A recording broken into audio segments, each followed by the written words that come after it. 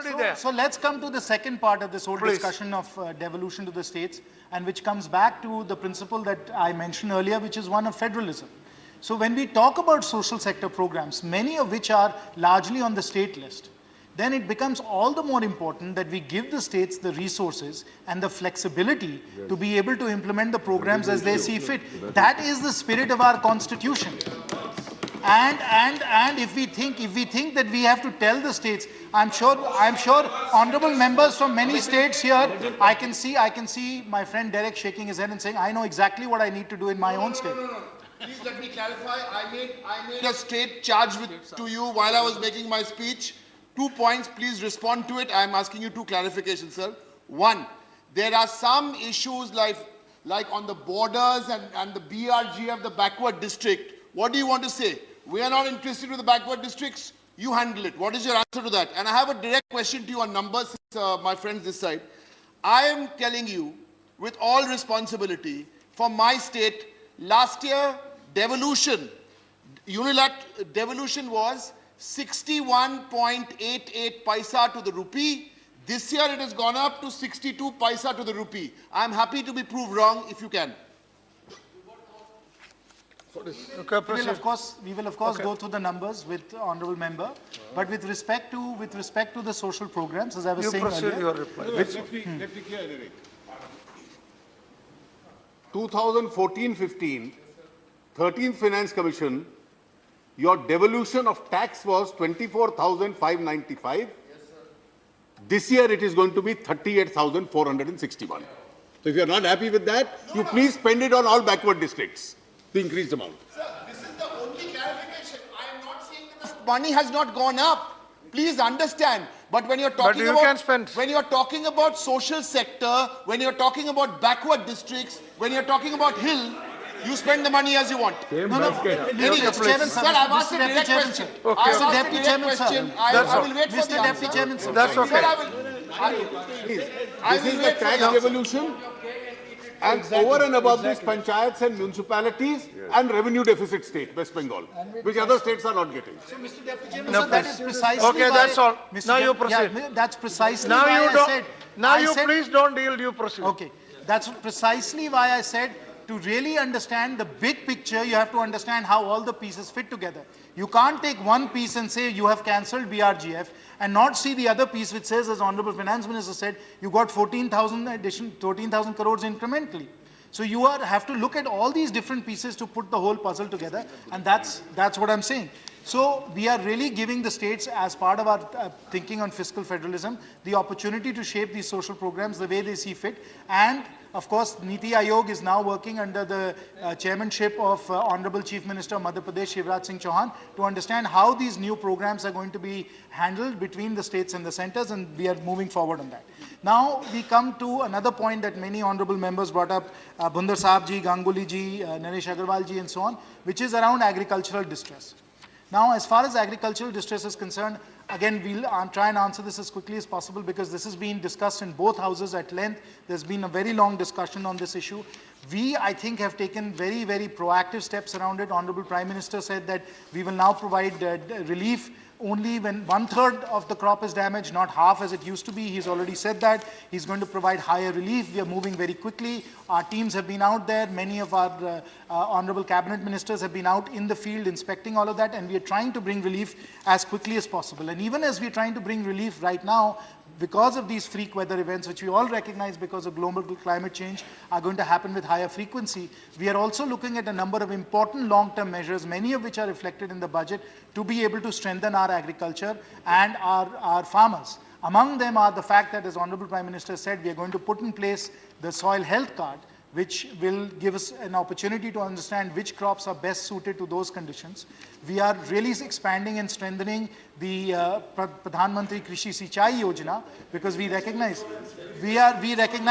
हमें मालूम है कि अगर आज एक फसल आप काट रहे हैं, अगर आप एक फसल काट रहे हैं आज के समय, क्योंकि आपके पास सिंचाई नहीं है, तो जब आप सिंचाई आपके खेत पे पहुंचेगी तो आप एक नहीं, आप 3 फसल काट पाएंगे। और जब आप 3 फसल काटते हैं, और मैं खुद झारखंड से आता हूं, आप लोगों को मालूम है कि मैं वहां का जनप्रतिनिधि हूं, और जब वहां अकाल आता है तो हमें सब लोगों को मालूम है कि कितनी पीड़ा होती है, कितनी दयनीय हालत होती है। तो इसलिए हम लोगों को प्रधानमंत्री कृषि सिंचाई योजना के द्वारा उस माध्यम से हम लोगों को ये लोगों को साधन देना होगा कि वो एक नहीं वो 3 फसल काटें, और वो फसल चाहे गेहूं की हो या धान की हो या सब्जी की हो, वो सिंचाई के माध्यम से जरूर हो चुकेगी। और साथ साथ हम लोग इनोवेटिव एक नेशनल, माननीय गृह मंत्री जी ने कहा है कि हम लोग एक innovative national crop insurance scheme लाएंगे। एग्रो प्रोसेसिंग पे हम लोग ध्यान दे रहे हैं, एनिमल हस्बेंड्री पे ध्यान दे रहे हैं, प्रोटेक्टेड एग्रीकल्चर पे ध्यान दे रहे हैं। So as far as agriculture is concerned, we are looking at a very comprehensive set of measures क्योंकि कृषि प्रधान देश है, we all understand what we have to do to protect our farmers. We are working on that. Now let's talk a little bit about the sugar industry, because that was a question that came up. Honorable members asked about the sugar industry. Now, as far as the sugar industry is concerned, I will reiterate what has already been said in the Lok Sabha. The customs duty on raw and refined white sugar has been increased from 25% to 40%. Excise duty on ethanol for blending with petrol is being exempted, and notification in this regard will be issued soon for the sugar season of 2015-16. So we are hopeful with these steps the sugar industry will improve.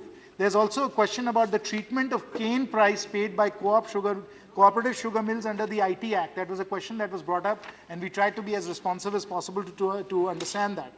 We would like to clarify the following, which is that the reference to government in the official amendment to the finance bill includes both central and state governments. The cane prices fixed or approved by the government, central or state, will be treated as an allowable expenditure. And if there are any other pending issues associated with this, we are free to. We will consider your suggestion on that. Now, moving on from agriculture, recognizing the time is short, let me get to the issue of taxes. Let's talk about taxes. No, please. Bhupendra, let him finish. No. No, he cannot. Let him reply. I am not yielding. No, he's not yielding. Sit down. I'm not yielding. When we Please look at taxes, we have to again not look at one tax or the other in isolation. We have to look at the entire tax picture. Yeah. And if you look at the entire tax picture, if you look at what is happening with indirect taxes in the GST bill, you will see already that those are revolutionary and radical changes that are happening there. And those, of course, we will discuss as part of the GST bill. So we are really trying to streamline and simplify. A lot of people asked about tax simplification, certainly on the indirect side with the GST bill that is happening. Similarly, on the corporate side, what we're trying to do by reducing the corporate tax rate from 30 to 25% is to actually take those, many of those exemptions that have become very, very difficult to deal with, result in a lot of litigation, simplify those, while at the same time bringing down the tax code overall. Today, as you well know, the effective corporate tax rate is actually 23%.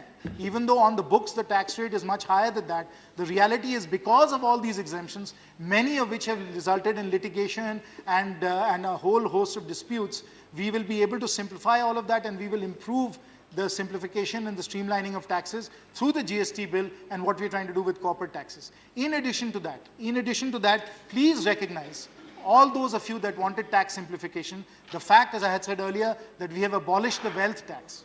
We have abolished the wealth tax, which is also a big compliance burden, and that I think is also going to result in tax streamlining. And Honorable Finance Minister said when it comes to the income tax return, we are looking to streamline it, and we are trying to make sure that the burden that we create to the average taxpayer is very, very modest when it comes to filing your taxes. But we all recognize at the end of the day, it's a vital national importance that we increase the tax to GDP ratio from where it is right now, which is 10% of GDP, which is just not possible for us to continue and run a 21st century state and provide the social programs an honorable leader of the opposition wants without having a higher tax to GDP. So we absolutely have to increase the tax rate. That's a very important priority for us as far as taxes are concerned. There was a question about the treatment of government grants and subsidies as income. And that is only in respect of business income. It is done to align with the income computation and disclosure standards, which were notified after wide stakeholder consultation. At the draft stage, this ICDS was also placed in the public domain. It is to be noted that this will not affect the LPG subsidy and other welfare subsidies given by the government to individuals. So let there be no doubt about that. That is an important clarification that some members had requested. Now, I will speak at the end about two matters very quickly. One is on black money, and I'll speak about it very briefly because I think that will again be discussed when the black money bill comes up. And I will speak briefly about the question about RBI and the Public Debt Management Agency and the regulation of government securities. Those were also two issues that many people brought up. As far as black money is concerned, we all recognize that this is a very damaging and pernicious aspect of our economy. There are very wide estimates as to how important that is. But we all note that with only 10% of GDP as our tax collection, we have to do much more to be able to squeeze, as the Honorable Finance Minister said, squeeze the amount of black money, the cash economy, and bring it into the tax net and make it digital to the extent as possible, cashless to the extent possible. So all the measures that we are taking, whether it is the PAN card for the 1 lakh rupees, whether it is the black money bill, it is to be able to bring this part of the economy, which is very damaging, corrodes our institutions, corrodes our values, to be able to bring that in. And that is really why we are doing this. Now, as far as the PAN card for the 1 lakh rupees is concerned, we think that it is possible, in fact, to do it in a way that is administratively simple. There are many people that don't have PAN cards. We recognize that. We're going to try and make it as easy as possible to be able to get the PAN cards. If we can sign up everybody with Pradhan Mantri Jan Dhan Yojana, you can be sure we can sign up people for PAN cards also. We think it's important. I'm sure honorable members, Deputy Chairman sir, will agree with me that we have to tackle black money. I will now come to the final point and conclude with this, which is the question about our relationship with the Reserve Bank of India.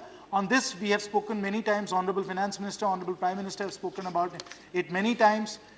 The RBI, along with many of our other important institutions like SEBI, IRDA, PFRDA, is a very important regulatory institution for the functioning of our economy and our markets. We have the utmost of respect for the professionalism and the approach that the RBI and our other regulatory institutions take. It is very important, vitally important for our business people and our investors to know that the central bank is independent, it's professionally managed, it has world-class talent, of which of course it does right now, and we have maintained that over and over again. And it is in that spirit and with those kinds of consultations that we have in fact brought forward both the idea of the Public Debt Management Agency and thinking about how the bond market should be regulated in consultation with the RBI, as has been moved in the finance bill. We would like to establish a roadmap for the Public Debt Management Agency so that it is done responsibly. All the issues of implementation, how should the states be funded as far as their borrowings are concerned, how should the center be funded, where are the skills and capabilities to do that, all of that is going to be considered as part of this roadmap. And as far as the regulation of government securities is concerned, that is staying as it is. So I want to reassure all honorable members and everyone else that is the way we are thinking about it, and I'm sure that will give confidence and comfort to all those that invest and are stakeholders in this economy. With that, Deputy Chairman, sir, I will conclude. Thank you very much.